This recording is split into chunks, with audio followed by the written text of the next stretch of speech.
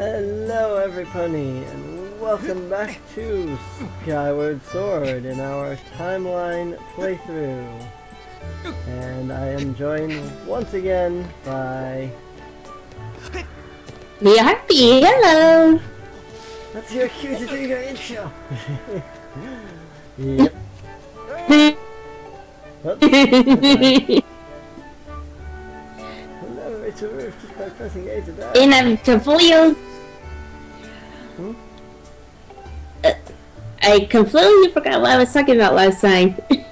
Not a clue, even though that was literally like 2 seconds ago. 2 seconds ago, exactly. I think I was talking about how I like playing as Wolf Link because, again, it makes the whole game a lot quicker with Wolf Link. Can definitely move through the game a lot quicker as Wolf Link. So. Well, the only times when you can move quicker as Link himself is if you ride Epona, but the thing is you are limited on where you can ride Epona in the game. Alright. So really, Wolf Link is the next best choice. Yeah. That he is. He's all this evidence. We should hurry along. Hurry along we shall. In fact. Right after we stop and save. Because thank you. And because why not? I like saving. Or the stamina fruit. Or fall off the side of Skyloft. That works too. Good job!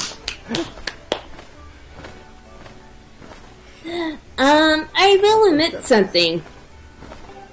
Before I even played Skyward Sword, I actually watched Let's Play from Video Games Awesome.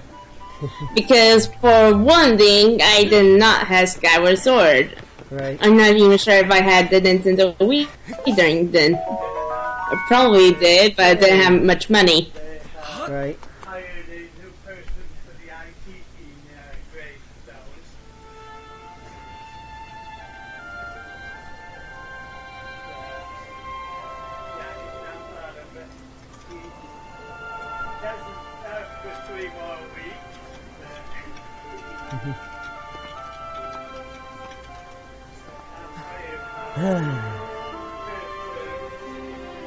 Zelda!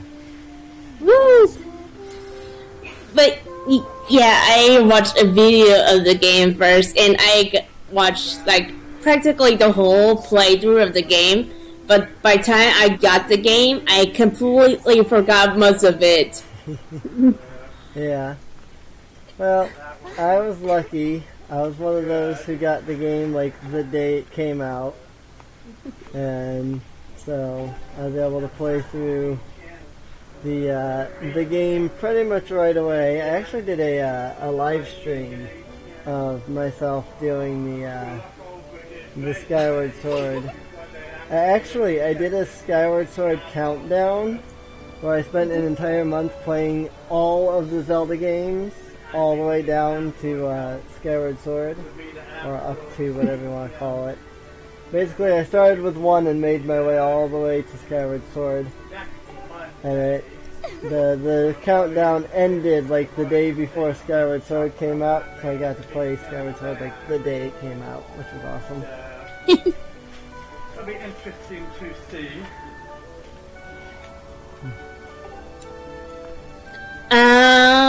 But when I first played... Nice costume. But nice costume. Great, go great. It's really nice. I would, except my controller's not saying it anymore. This is the one problem with the Motion Plus, is that it constantly uncenters things. So, yeah. That's the only problem I have with the game. Thinking about it now, you know how some games get the remakes or remastered versions for like a different system? I have to wonder about this game. Because you know that they're going to keep on remaking or remastering the old games, like they did with Ocarina of Time and Majora's Mask. Right. You have to wonder what will happen in like at least 5 to 10 years later on. Right. Like, how are they going to make a remake or a remastered version of this game? When are we going to have, like, some sort of another motion control?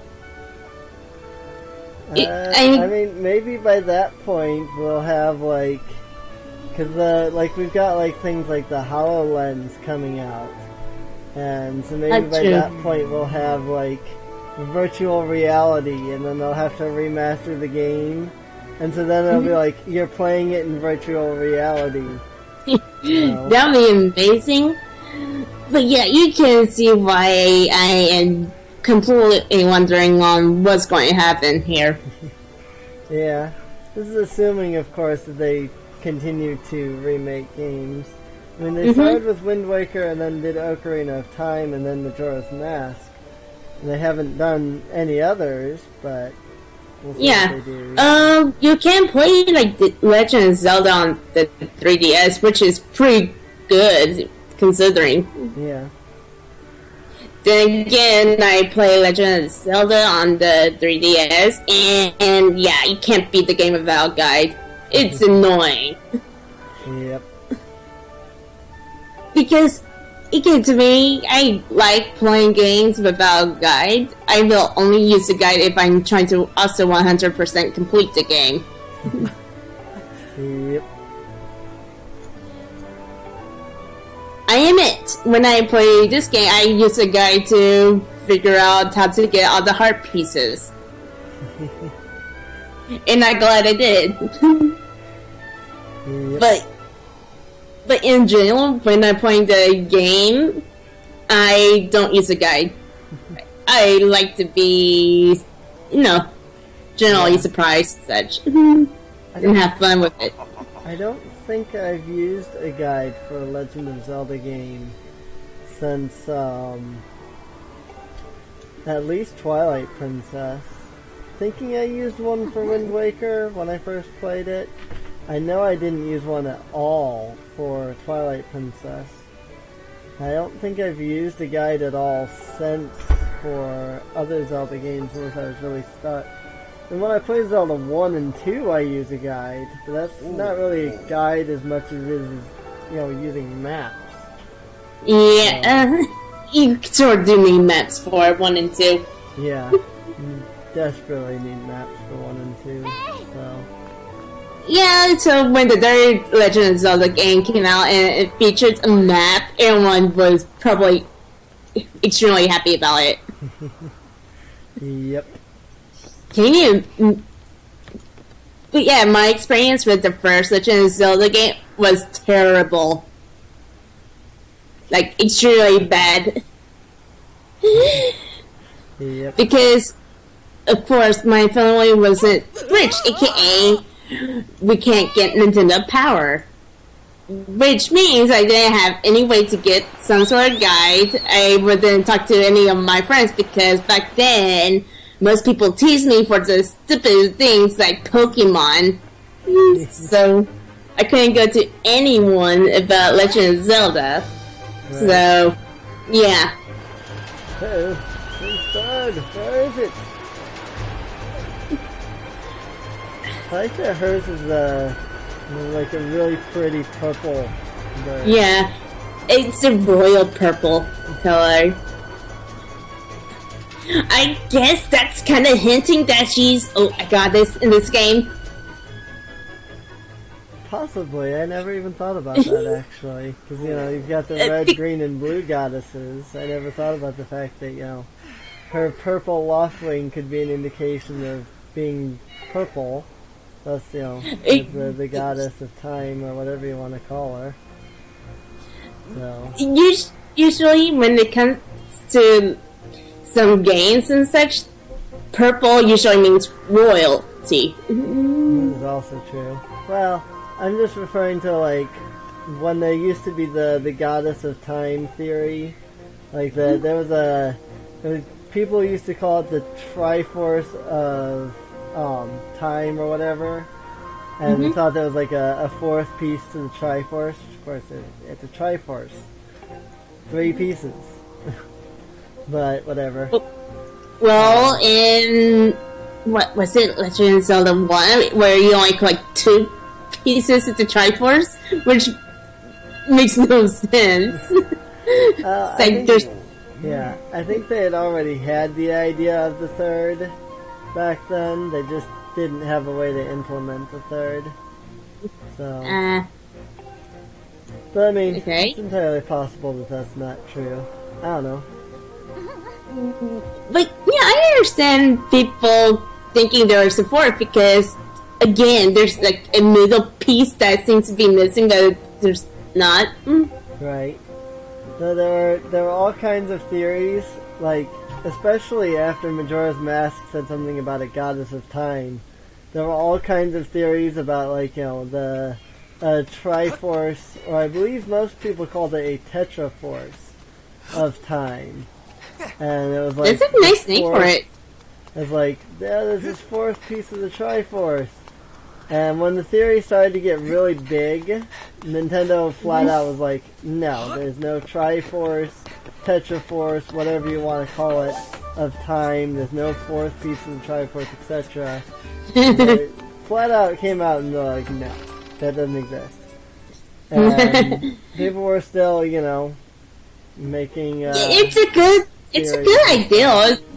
It's a good idea. It's just that some ideals they don't use. Yeah, but the thing was explaining all that.